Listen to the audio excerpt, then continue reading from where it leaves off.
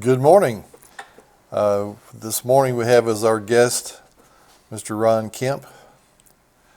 Ron, I'm going to ask you the question that I know you've been asked 1,000 times.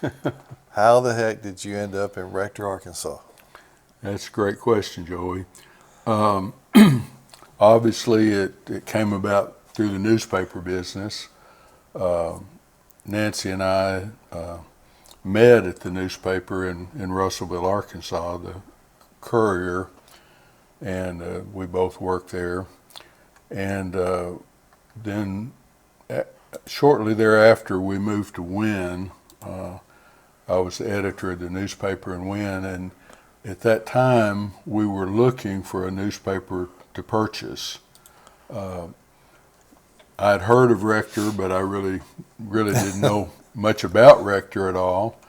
But really through a connection with the Crow family and some people we knew in Little Rock, I think it was probably Charlie Crow, Mr. and Mrs. Crow's son, Charlie, that knew some people in Little Rock, and they wanted to sell the newspaper, and that's how the connection took place.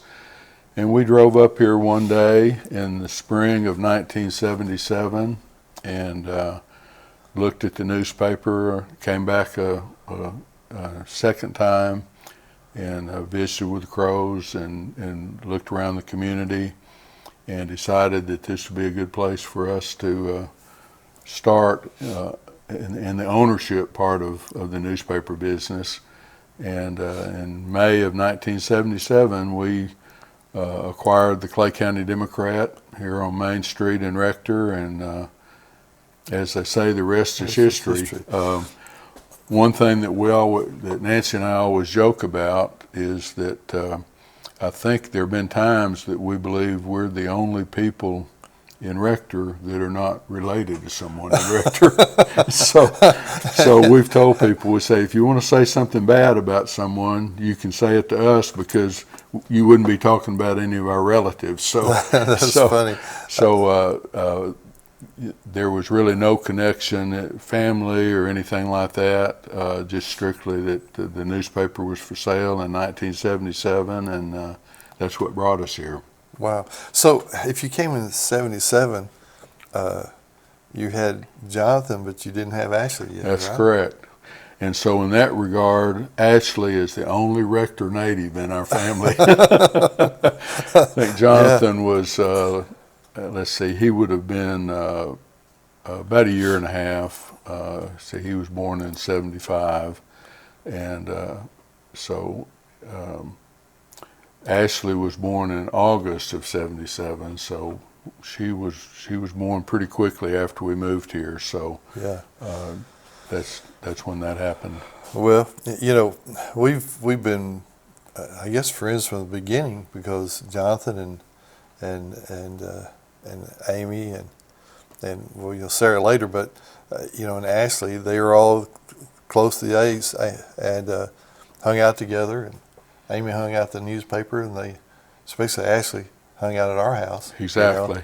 You know? And I can remember when they were teenagers that we had this three-sided couch, and you know, back then the huge 52-inch screen TV, and the kids, there would be so many kids there, including Jonathan and Ashley, that the couch would be taken up, and there'd be chairs behind that. Then, you know, watching movies on the weekends. Good kids. There was a good bunch of kids then. And, I'll have to say one thing on that. It might make Nancy may not be totally happy I tell this, but you know how daughters and mothers sometimes have little conflicts as they're growing up. And one time, Ashley was upset about something with Nancy, and she and we've laughed about this for years. She said, "I wish Janice Pruitt was my mother." And so that shows how close they were. She, at one point, she wanted Janice to be her mother. So. And I'm sure that it went the other way with Amy. I'm sure Amy said probably just the opposite. Yeah, that's right. We've laughed about that for years. That is funny. So let's let's go back to your younger days. I think I have a picture here that's kind of cute. There he is. There I am. That would have been about 1965, I guess. Yeah. And just kind of quickly go through, my background. I was born in Malvern, Arkansas, down in the southwest Arkansas. That's where my mother's family was from, and my dad was from Warren, which is in southeast Arkansas, and they met at Ouachita Baptist. At the time, I think it's called Ouachita Baptist College, now Ouachita Baptist University. That's where they met. My dad, my football background, my dad was an excellent football player at Ouachita. He was earned a small college All-American football player, and he became a coach. My mother was a science teacher, and in 1959 we moved from Arkadelphia to Lyman, Colorado, which is out on the eastern Colorado plains. That's where I went to high school, and you see the football picture.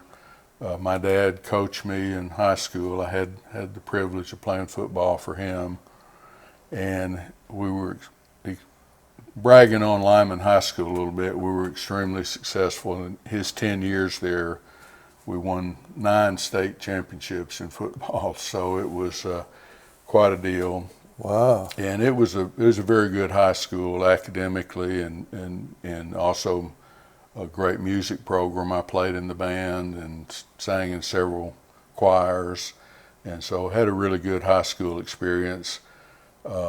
Then went to college in Colorado Springs, Colorado College, and in the meantime, my parents had moved back to Arkansas, and shortly after graduating, I decided that I wanted to move back to Arkansas, and so I did move to Dardanelle.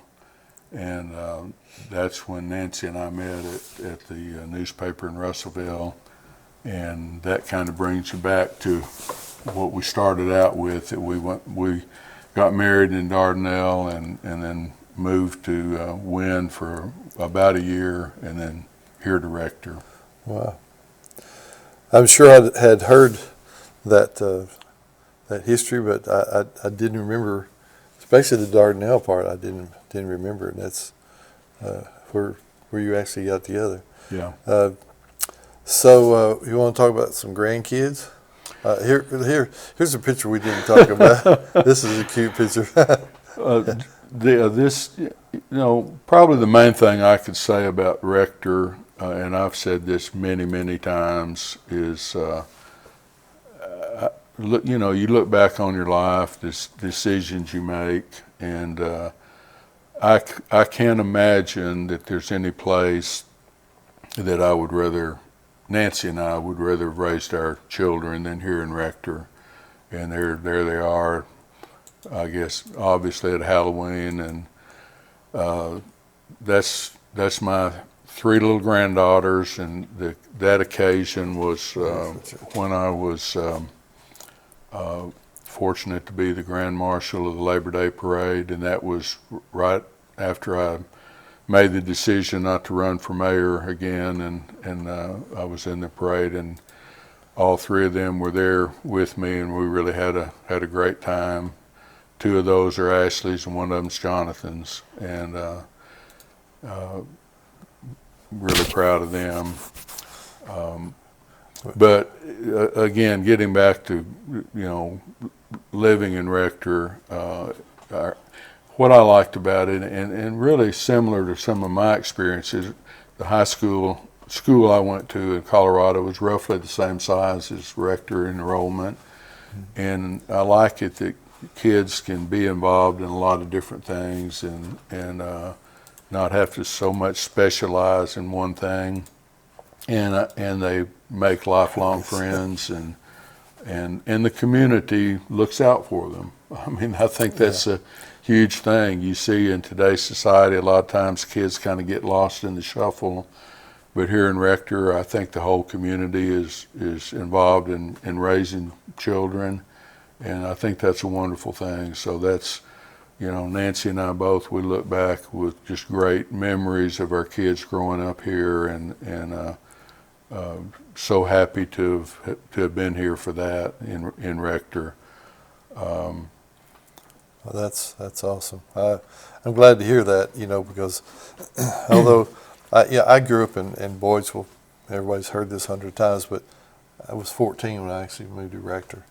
But I feel the same way. I just love Rector. I love everything about it. And well, another thing, Joey, that in thinking about this discussion with you today, there is something, all small towns are similar in a lot of ways, but there does seem to be something special about Rector, the bond people have, and I've heard a lot of people say that, and you see it so many times. And looking back over my time here, which is getting close to 50 years now, which is hard to believe, is I think the ice storm was something that really, really brought that out. Some of our surrounding communities, I think they kind of struggle with it. And of course we struggle because it was very difficult to get through. But we just had a spirit about us, and I think we all remember the times down at the community center when we would gather and have some meals and talk about what we needed to do to get the town back up and running. And I think Bobby Tracer, if I remember, we were sitting there eating one time during the ice storm, and he said, "Boy, everybody's just pulling together. It's kind of like the Labor Day picnic." it really was. And I said, "That's a good point, Bobby. When we need to do something, we do pull together really well," and that was, at least in my time here, maybe the most visible time that happened. There were several people who they brought these people together, and they said, "Okay, you go to the Stafford edition, you go to the Secret edition, you go to the Rose Hill." As far as I know, every door was knocked on. Mm-hmm. To make sure that they were okay.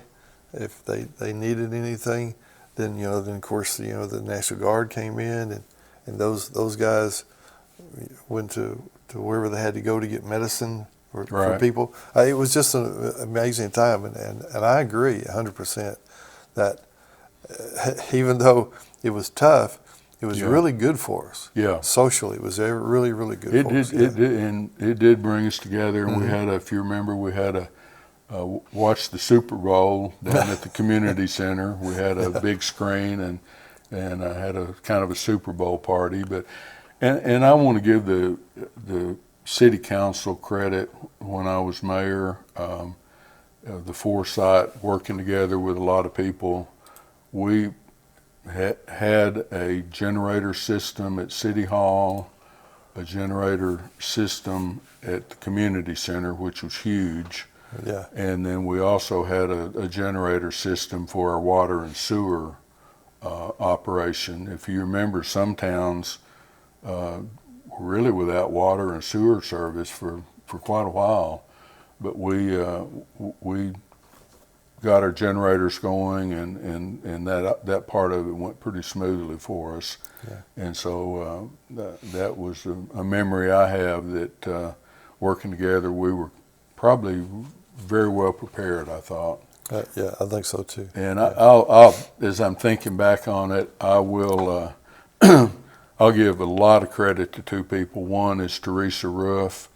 As I was talking, she was down there doing a lot of things at the community center, and I said to her, I said, "Teresa, it's going to be great that you're going to be the director of this operation down here at the community center." And she said, "Well, I didn't know I was going to be." And I said, "Yeah, congratulations, you get to do it." And she did a great job, kind of organize, help a lot of people. Everybody was involved, but Teresa really did a lot. And then second, Kim Romine was our administrative assistant at the time and still is. And the paperwork and the record keeping and everything that was involved with getting money for clean up and everything. She just did a fabulous job. And so everybody pitched in, but those two I thought really did a special special job. Yeah, I agree with that. So let's talk about the time when you were mayor. Let's see.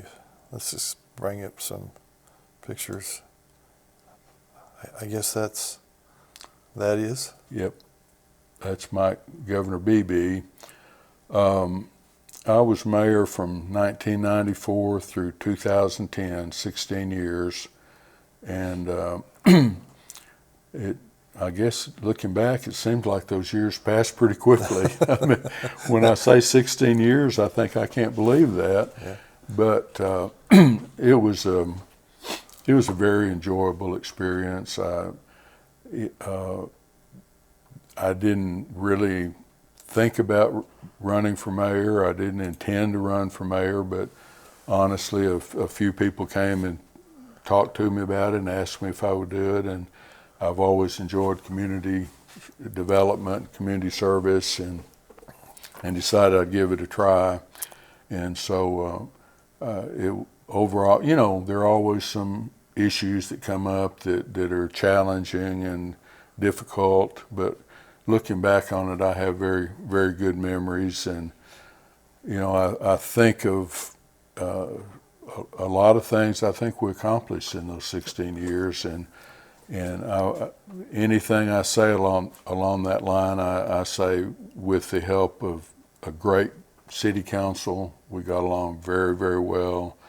I mentioned Kemp, and of course Todd Watson, city superintendent, all that time, and the city crew was pretty much the same all 16 years. Very little turnover in the police department. Tommy Baker was the police chief, and I think we accomplished a lot.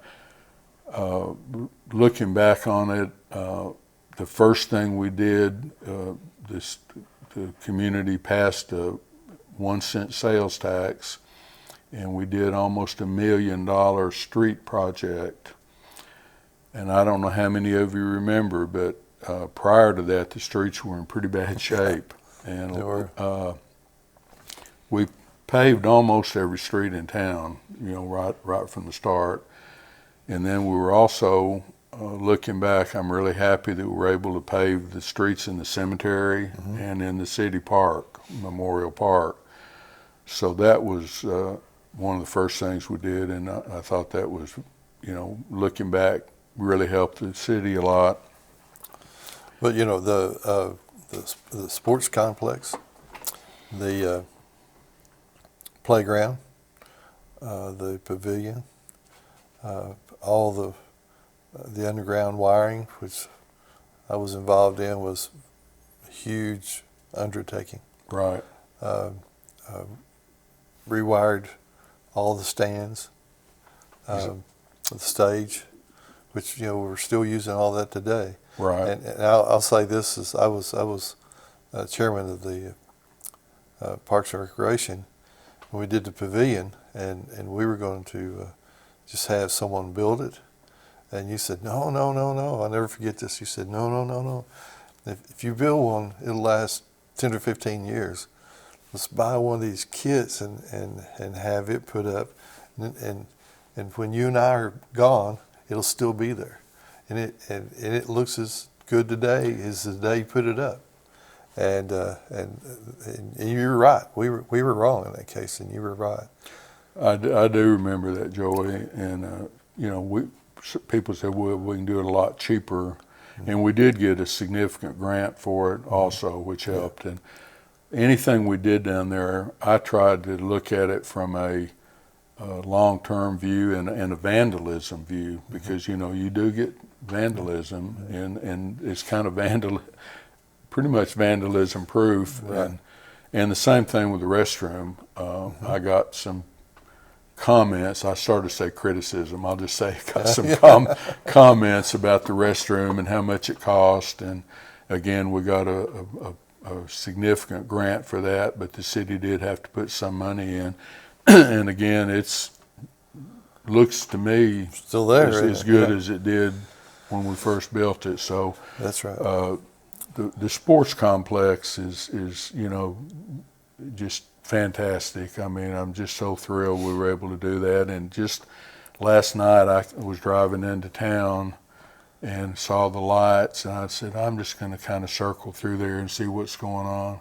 And it was unbelievable how many cars there were at the park, people there with their kids and having a good time, and I'm just so proud of that. And the community center was I was on the committee that built the community center. Reuben was the mayor when we built it, and of course that's a huge part of our community. Right. And then also we mentioned the library that that project happened right at the start. It had begun about the time I was mayor, and then we finished it and got that done. And I think we have, for a town of 1,800 people, I challenge anyone to see a nicer library than what we've got. And you kind of have a little personal interest in that too now, don't you? Then my sister-in-law was the librarian. Right.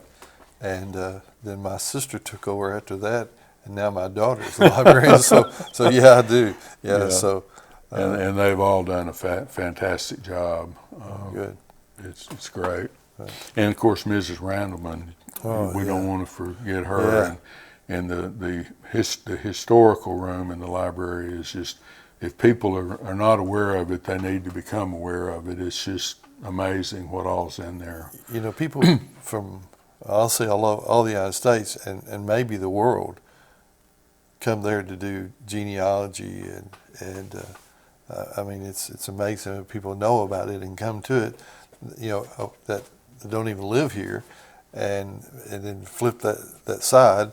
People who live here don't know it's there. Exactly. It's kind of like talking to people who live in Memphis. They've never been to Graceland. That's just the way it is. My mother always said that the Bible says you can't be a prophet in your own country. That's well, and everything. When you get to be my age, everything reminds you of something else. And when you said that, I'll have to quickly tell a little story about when we moved to Colorado in 1959.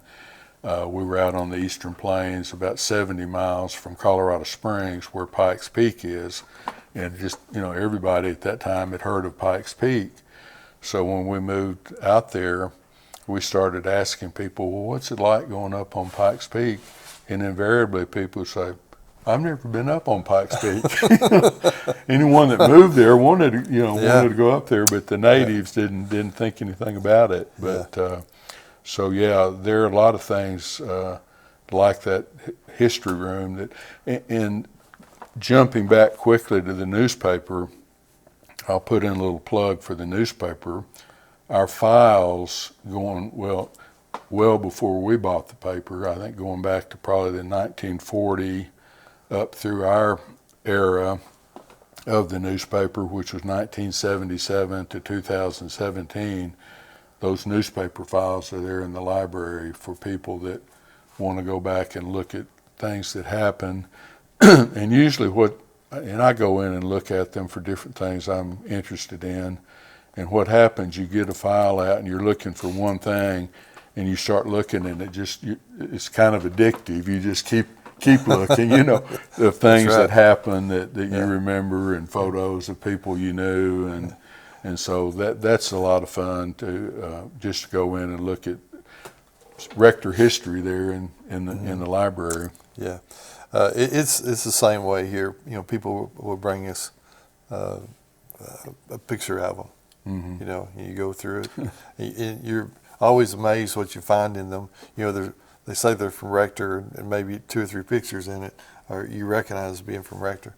And as a matter of fact, we got one the other day that was going through, and I found the promo picture that I guess maybe Mr. Crow had taken from my family band when I first started. I was probably maybe 9 or 10 years old.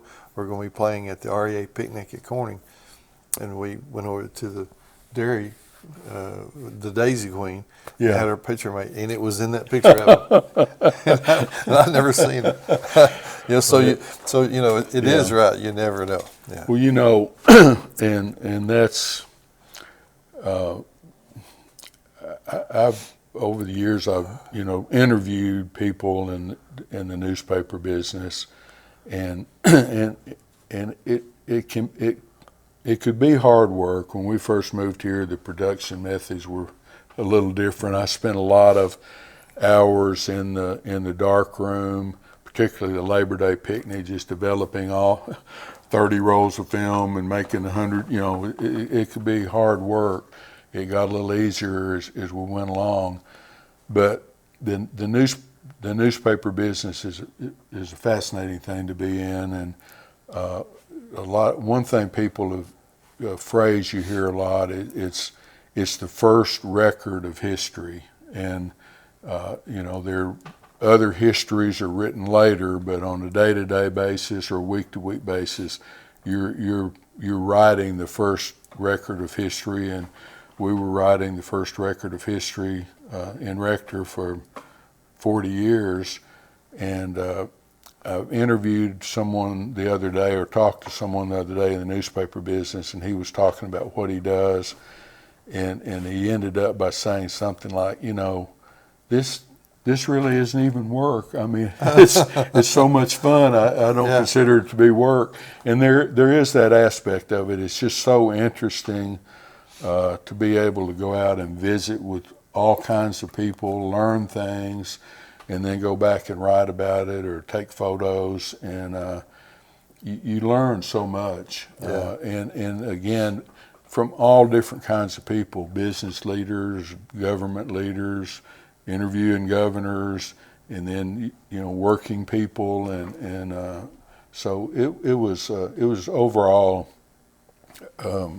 it was a great career to be in. Nancy and I both enjoyed it, and one thing that we've said over the years, which is totally true, that there are very few couples that spend as much time together as Nancy and I have over the last almost 50 years. Our 50th wedding anniversary will be next year, but we worked together really side by side, and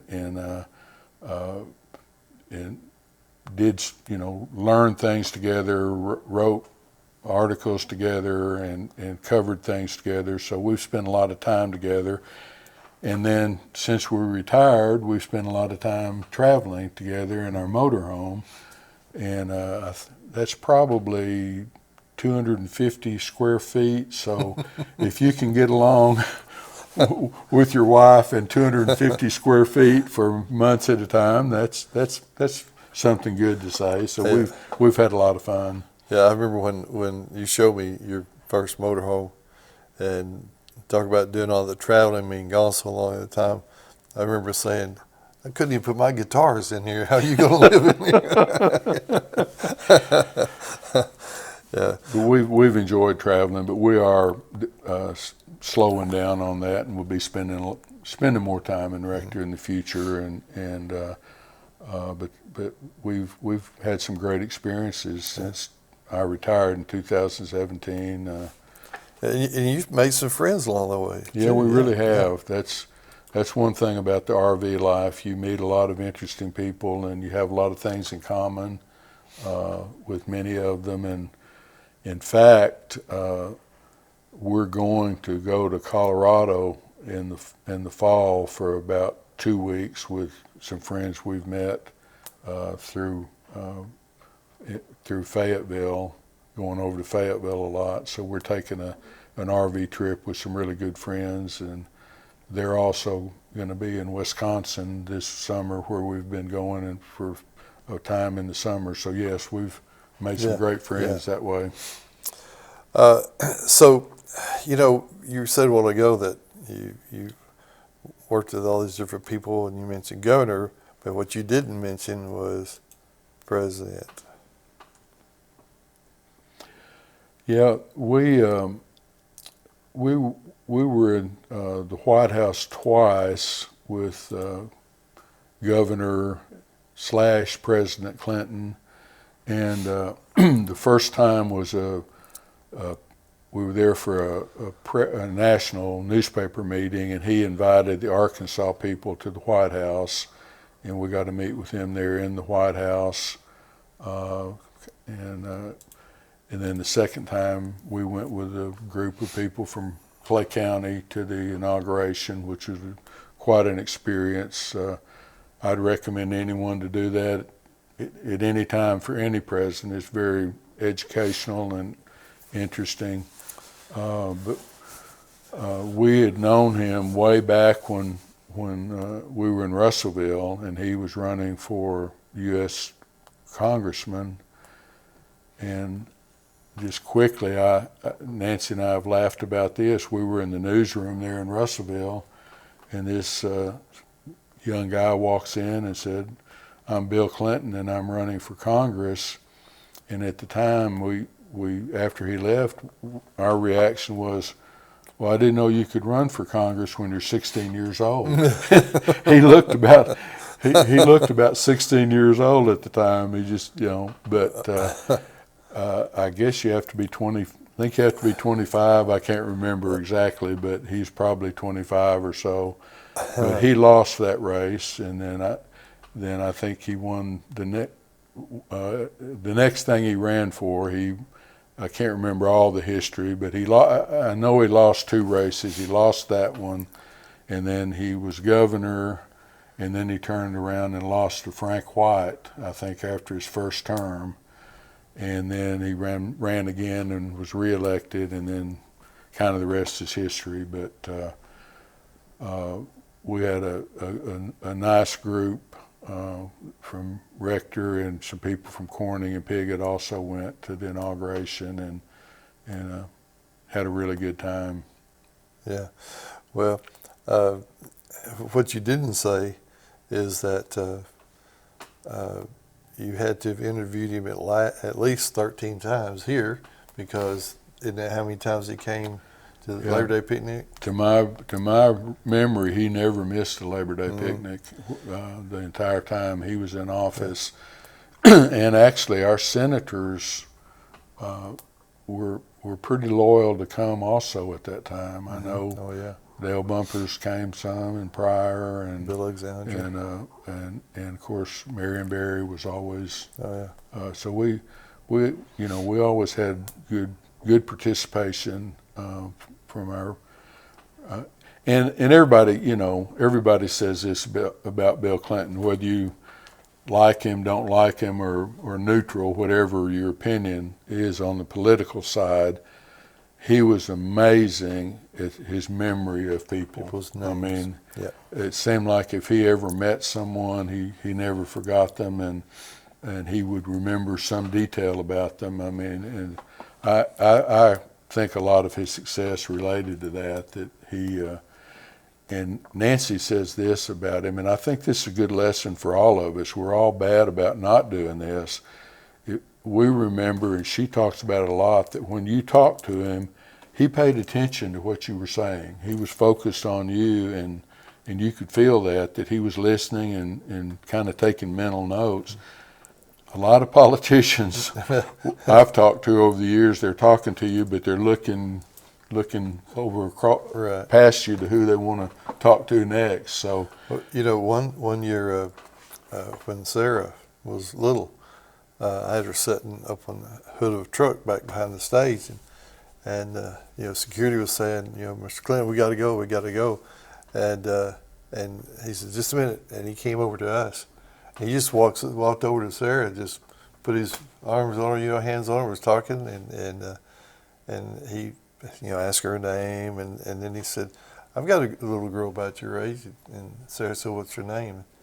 And he said, "Chelsea," and she said, "Is that the only name she has?" and I remember him saying, "Yeah, a lot of people think that's a little weird." That's a good one. But but even this little girl, he made sure that he spoke to her, and like you said, when you were talking to him, it was like you were the most important person, like you were been friends for years. Yeah. That's the difference in him and, like you said, most of them. You know. Yeah. I'll say this. Jeremy's a lot that way too. Yeah. Yeah. Definitely. Yeah. Definitely. I agree.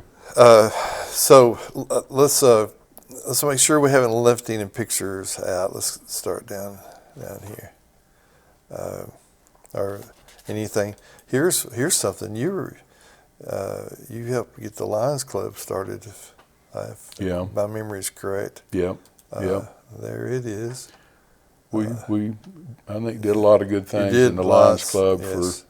for several years, and of course site preservation or site I guess Improvement. preservation, Yeah. improvement. Yeah. I'm missing a word there, Right, yeah. but people with site problems is the focus of the Lions Club, and we help people locally, and then contributed money to the state center.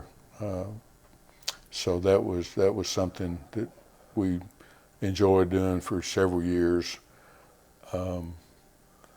and also been involved in the chamber for over many years, Yeah. and I'm really pleased at the way the chamber's going now. Crystal Williams is doing a great job. We just had a wonderful banquet, and Oh my gosh. Joey, congratulations on your award for Volunteer Oh, of the thank you. Year, which was very well deserved. Thank And the chamber is extremely important. And one thing I would add on that is I really want to encourage young people to get involved in things like the chamber and other civic endeavors. A lot of us that have been involved, we're way down the road now, and I plan to keep trying to do what I can as long as I can, but I really want to encourage young people to get involved in things like that, and in different organizations in the city. And you remember the men's organization? That was one that Right. we just started. It wasn't connected to anything. We just started Right. it, and look at all the things we accomplished. Exactly. And you were involved in that too. So here's something that you were involved in too. And Yeah, that was a big part of my time in Rector. Of course, I enjoy working with young people, and Jonathan, Coach Jonathan all the way through with Pee Wee and Little League and Babe Ruth baseball and Pee Wee football, and we had some really great teams of young kids, and they went on to do some really good things in high school and on into college. So that was a big part of my time in Rector, and a lot of great memories with that. And yeah, that. did we show that one? No, I'm not sure if we showed that. We're but going to show it again. If Yeah. we did. That's a picture I'm really proud of. That's one last year when I was chosen for the Rector High School Athletic Hall of Fame for working with young people, and I think probably the sports complex had a little bit to do with that also. But those are our three granddaughters, grown up now.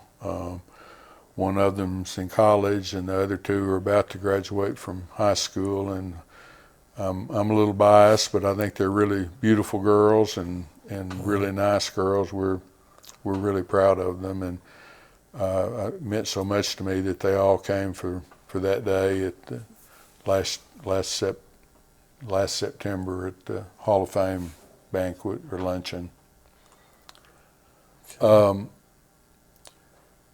One thing that I will add that is we're talking about Rector, and I know some people are.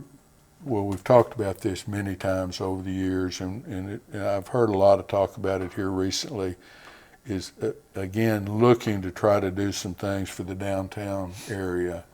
And I know it's extremely challenging because there are just a lot of issues involved with the buildings themselves, the condition, what would be successful in any of the buildings if and when you fix them and bring them up to standards. But one thing that, and you've probably heard me say this, Joey, and I do want people to think about this, and I think it gives us a better feeling about Rector. When you drive through downtown Rector, I know people, I guess depressed might be the word that you use, that when you think back what it was at one time. But I would want people to think about when we moved here in 1977, there was hardly anything business-wise on the highway. There were, I won't try to list what there were, but I'm going to say only two or three businesses on the highway. Well, look at what we have on the highway now, the business we have on the highway. The downtown was pretty much full with businesses. Some of them were maybe better, stronger businesses than others. But I've thought many times, what if we took every business that's on the highway now and put it downtown? People would say, well, this is one of the most amazing little towns I've ever seen. Yeah. So just think about that our business situation is different, but that doesn't mean it's worse. And in fact, Todd Watson told me the other day, I was visiting with him, and he said we have more business permits in Rector right now than we've ever had. And you know, a lot of that is businesses on the highway and some downtown, and a lot of it, people operate businesses from their home and different locations. So think about that, and I think that makes you feel better about Rector. And I would also, I'm going to quote. Let me think who it was that said it. Todd Ford said this one time several years ago. He said, we really have, we don't have everything we want to have, but if you go through our businesses, most of our basic needs are met in Rector, whether it be groceries, medical, dental, insurance. I could go down the list of different things. Most of our basic needs are met. We do have to go out of town for quite a few things. Mm-hmm. But we need to at least appreciate what we've got, and I think that's one thing the Chamber does, is try to promote and recognize the businesses we have. Now let me just quickly shift to one other thought on that. My friend Rex Nelson, who writes for the Arkansas Democrat Gazette and was our Chamber speaker a couple years ago, he, not too long ago, made the point that you need, in a small town, you need to have a vibrant, beautiful, you might say beautify your down. You need to have a good-looking, vibrant downtown to really feel good about your town. So that I would add that let's not be totally depressed about where we are, but let's at least think, let's think about what we can do to bring things back downtown.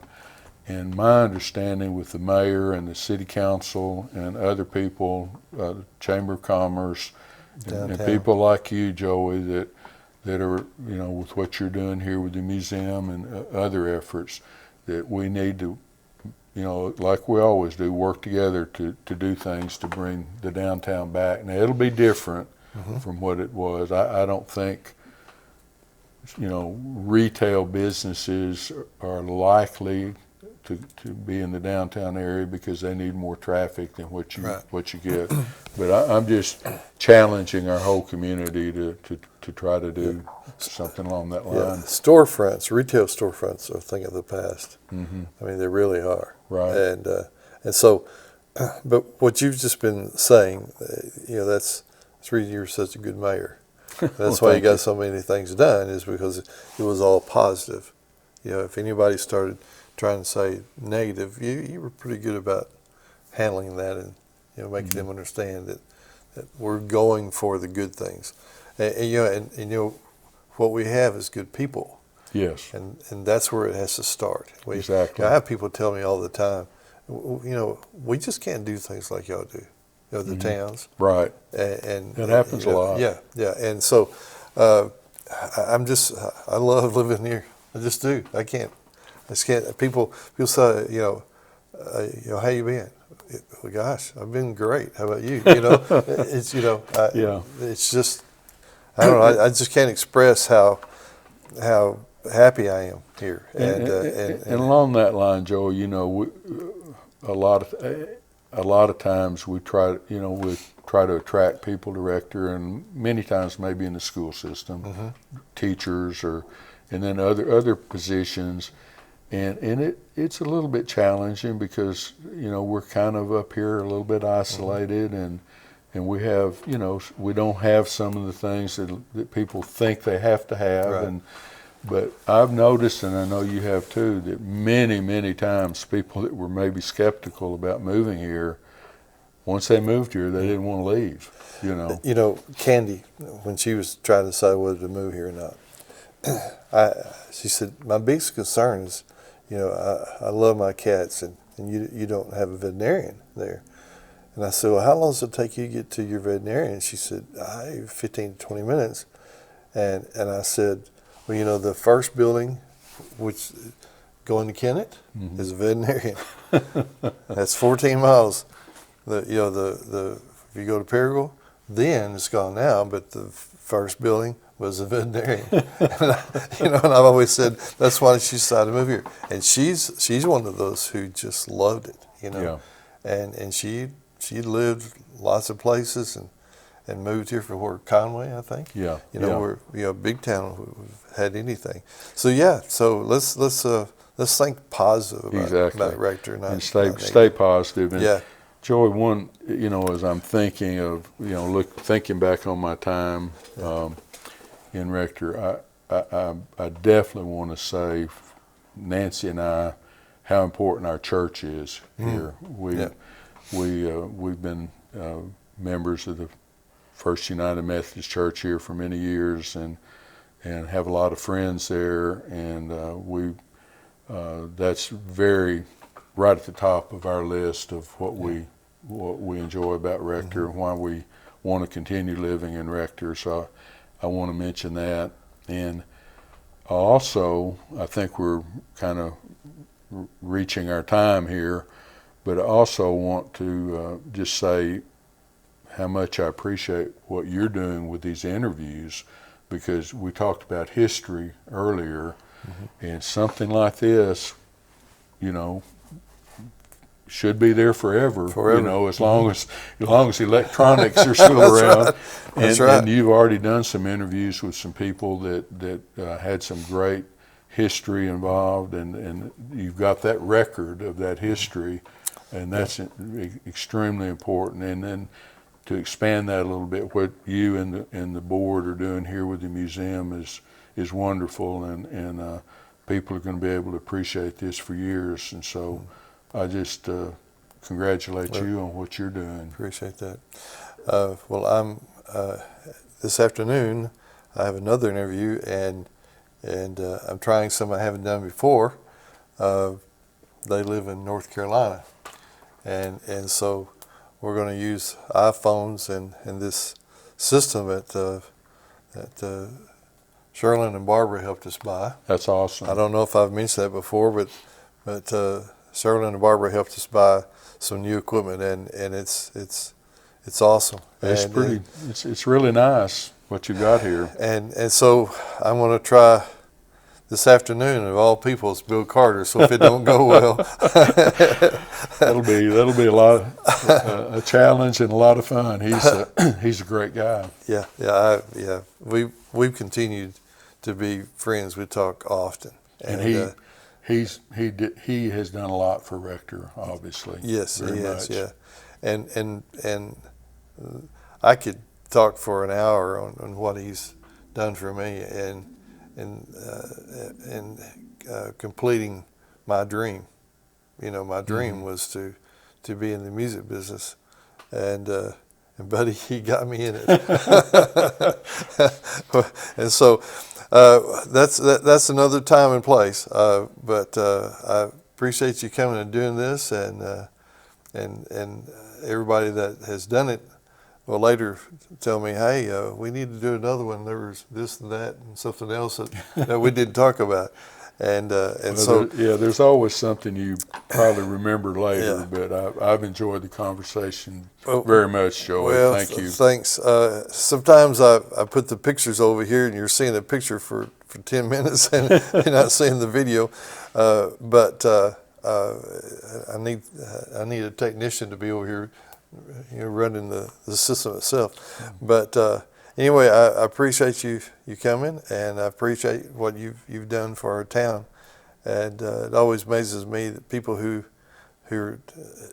didn't go to school here and grow up here have moved in and have been such good citizens, and I appreciate that. So we'll do this again sometime. I've got about 20 people on the list to interview. So, Well, my final word, and you already said it, is just stay positive about Rector. Yeah. And we got a lot going for us, and working together and staying positive. We've got a great future. Well, we didn't mention this, but Lindsay Wingo, who was Kirk Ford's daughter, she worked for the city of Jonesboro for a long time in activities, and she has joined in with the Rector Main Street downtown, and I see some things are going to happen. Right. So one of the things is the Pocket Park up there already. So, and we're going to try to have some entertainment there. So, good talking to you. I'm glad to hear that you're going to be spending more time with Rector. We're going to keep you busy. Okay. All right. All right. Talk to you.